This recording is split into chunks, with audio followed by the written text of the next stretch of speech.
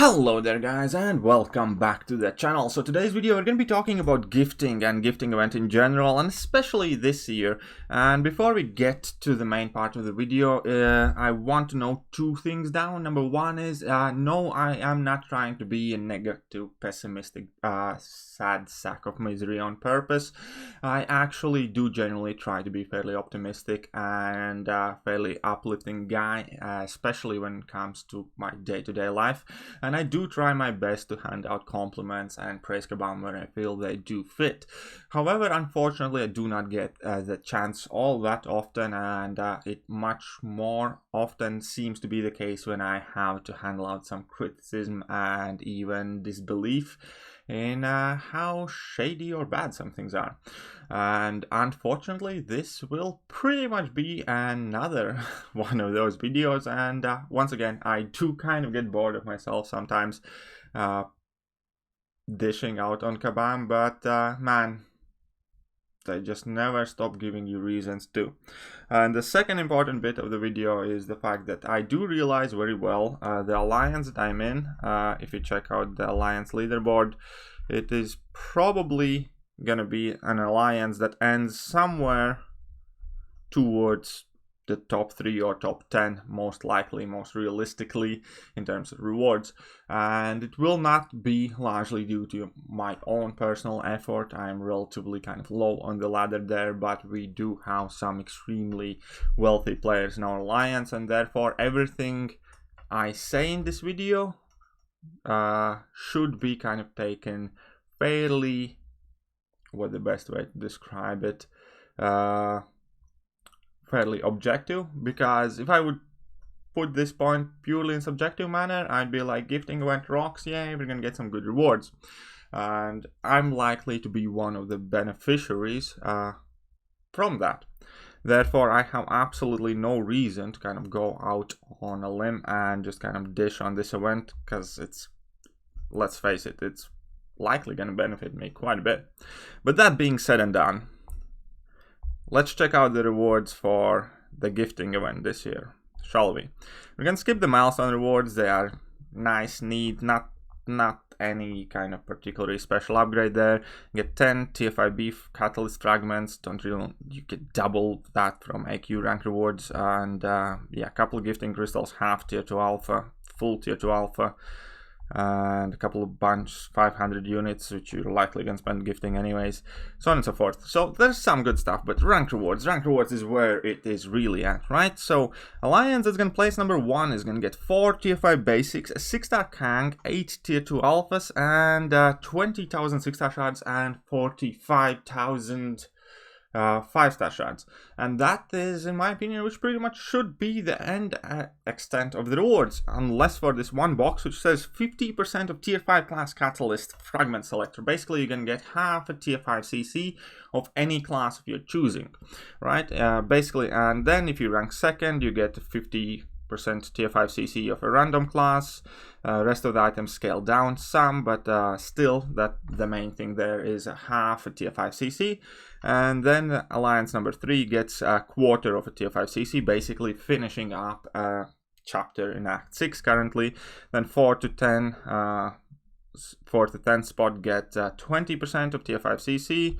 Then you get the rest of them, basically top 1% is going to be 10% of a tier 5 CC. And that is huge. That is massive. That is game breaking. That is game balance changing. That, especially combined with a new addition that I haven't seen too many people talk about too so far. But nonetheless, this is the first time ever Kabam also created rank rewards for individuals.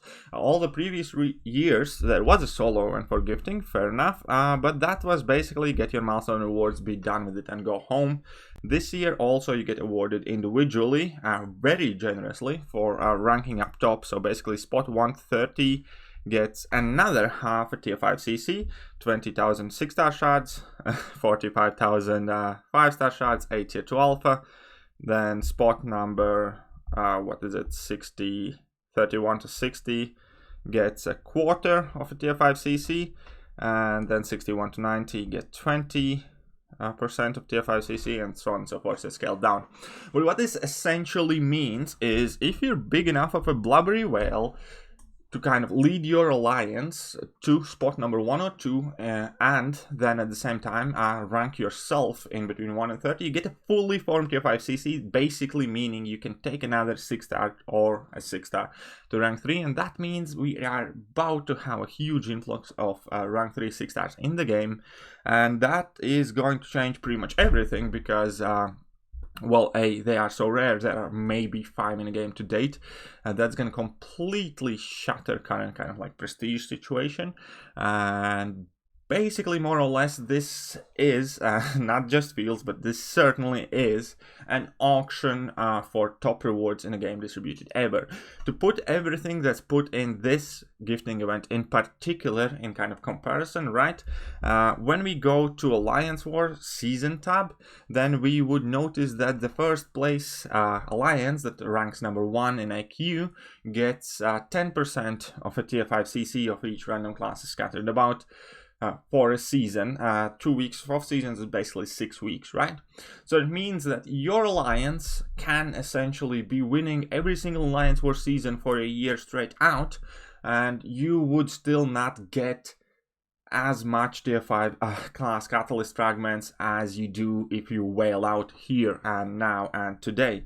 Also, obviously, if you place in Masters for a year straight, you get even less. I believe you get 6% of tier 5 CC or 4% of tier 5 CC.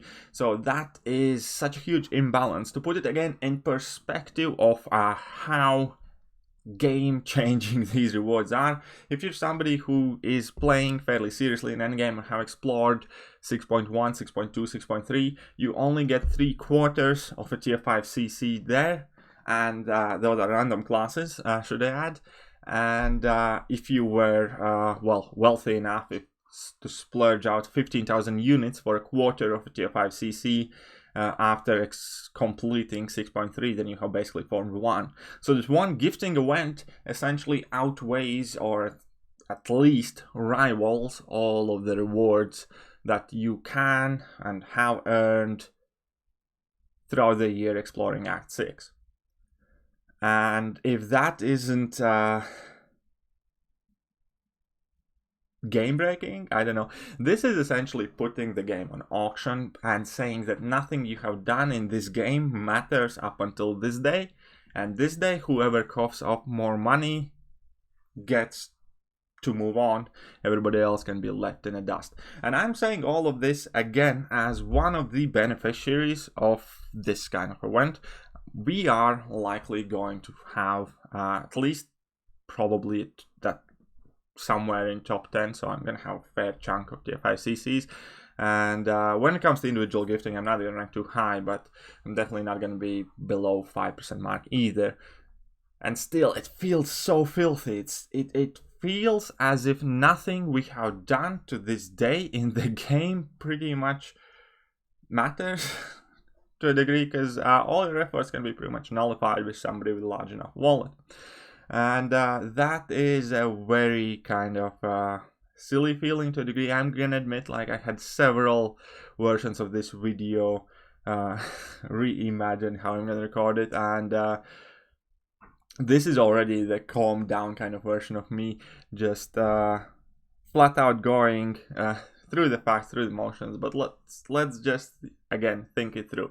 You can explore everything in Act 6 to date, which is the endgame content, which is by far the hardest piece of content, which in comparison, let's admit it, it's dog shit rewards.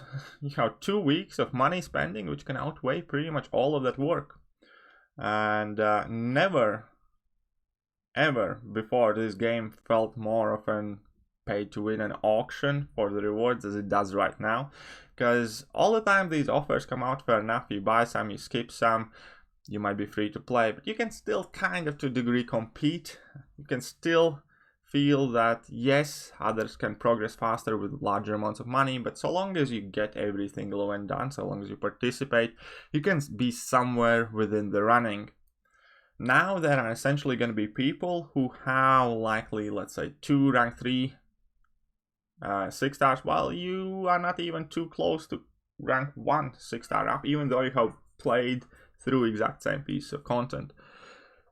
And this is also the first time in game's history when the next progression in the rank, in the level, is obtained via money.